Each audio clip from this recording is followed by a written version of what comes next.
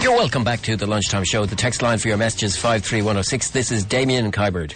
Now, from tomorrow week, medicines like Solpadeine and Nurofen Plus are becoming, well, not so much top shelf items as back shelf items down at your local pharmacy. To buy a box of painkillers, you may also have to go through a bit of grilling with your local pharmacist as well. To tell us more, we're joined by Darragh O'Loughlin, who's the pharmacist at Medwell Pharmacy in Tuam, County Galway, and president of the Irish Pharmacy Union. Dr. O'Loughlin, good afternoon to you. Damien, good afternoon. How are you? Now, what's the story? Well, your introduction was correct. From the 1st of August, we'll have full enforcement of new guidelines on the supply of medicines containing codeine, which includes the Solpadeine and Nurofen Plus that you've mentioned, plus a number of other pain relievers and some cough and cold remedies like Uniflu Plus and Night Nurse and other familiar brands. What will happen essentially is that those products will disappear off the shelf, but they will still be in the pharmacy. They'll all be kept now out of sight in an area directly under the pharmacist's control. So that'll probably be the dispensary where the prescriptions are prepared. And if you wanted to purchase any of those medicines, you'll have to deal directly with the pharmacist, who will have and it's not really a grilling or an interrogation, but will talk to you to ascertain what your symptoms are, what it is you're using it for, and then sort of tell you whether or not this is the most appropriate medicine for you, whether something less strong would be effective, or if you needed to go and see a doctor or a physiotherapist or whatever else might be appropriate. Now, are these medicines dangerous, or is this more political correctness coming down the line? Well, these are safe medicines, safe and effective if used properly. The purpose of the new treatment of these medicines is to try and protect against people inadvertently using them improperly, using them for too long a period of time or too high a dose, because codeine, which is the medicine we're talking about here, is an opiate. So chemically speaking, it would be related to other opiates such as morphine and heroin. Although it's much milder, it still has some of the effects that they have. So if it's used for prolonged periods or at excessive doses, there is the possibility of somebody developing a tolerance to it and maybe even a dependency on it. Did you say it's a first cousin of heroin? Yes, well, heroin's medical name is diamorphine. They all come from the opium poppy. That's why they're called opiates. They're originally derived from the opium poppy, and then they're chemically very similar but different enough to have different strengths. So diamorphine or heroin is a particularly strong and potent medicine. Morphine, which is frequently used for pain relief after operations and in palliative care, would be less strong. And codeine is considerably less strong again, but it's on the same spectrum.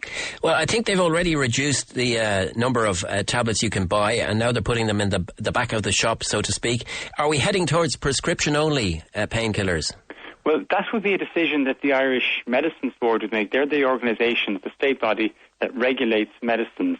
These new guidelines that are coming through now are coming from the regulator of the pharmacies. So the pharmacy regulator, the Pharmaceutical Society, doesn't have the authority to reschedule a medicine. They have the authority to mandate particular behaviour in pharmacies. The IMB have issued a statement to say that they will be monitoring this and that they do keep medicine scheduling under review. So I suppose if they ever did form the view that these should be prescription medicines, they would make that change. But it would be the view of most pharmacists, if not all pharmacists, and most members of the public. These shouldn't be prescription-only medicines, because 95 or 98% of people using them are using them safely and they're using them appropriately. Now, Boots, the pharmacists, they did a survey of their branches, I think, and in 40 branches they found that the best-selling medicine in the shop was Solpadeine and Nurofen Plus. And the Health Research Board in this country have also done they're keeping logs, effectively, of people with problems with painkillers. It's going up. It's still at I suppose, quite a modest level. 84 people registered last year with some kind of problem relating to this. Are we heading into a big issue here? Is there likely to be a huge problem in the years ahead? I don't think so. Like you say, there are 84 people registered as having a problem, and we would all say that's 84 too many. But we still have to be cognizant of the fact that for all the other people that use those medicines, that are using them properly, that there isn't an issue. The purpose of making people talk to the pharmacist is so the pharmacist can advise them if a less potent painkiller will be sufficient for their needs. So somebody who has a backache or a toothache, rather than using Nurofen Plus, it might be sufficient for them to use Nurofen or paracetamol, and then it's only if that doesn't work or it's not strong enough that they need to move on to a more potent medicine. But very often, I suppose, we're all guilty of wanting the best. And if one is called, painkiller and the other is called painkiller plus, we're going to go for plus because that's better. And it's not always necessary, in the case of medicine, to be going straight for the most powerful medicine available. Very often a less powerful medicine is sufficient. And we'd be hoping that through this, people will engage with their pharmacists and they will still be able to get access to appropriate medicines. But we'd all know then that they're using them safely.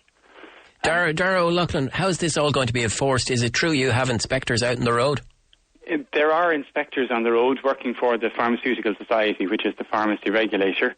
And they visit pharmacies to ascertain whether those pharmacists and the pharmacy owners are abiding by all the pharmacy legislation. And not just this, but all the other legislation that applies to medicines and to pharmacies.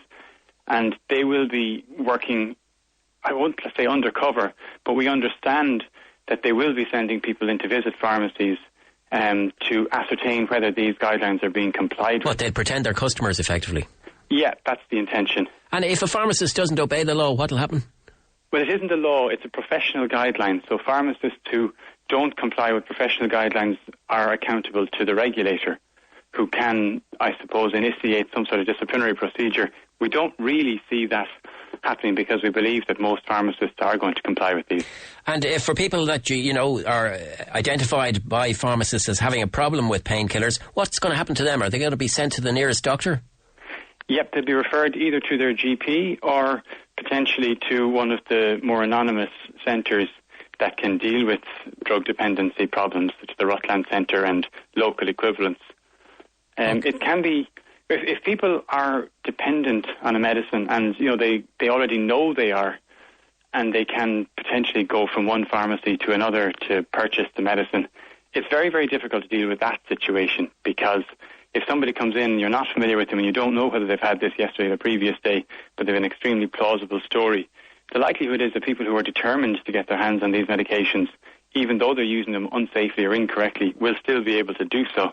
But we're hoping to minimise that, and ideally to prevent anybody using them for a long period of time and inadvertently develop a problem with the medicine.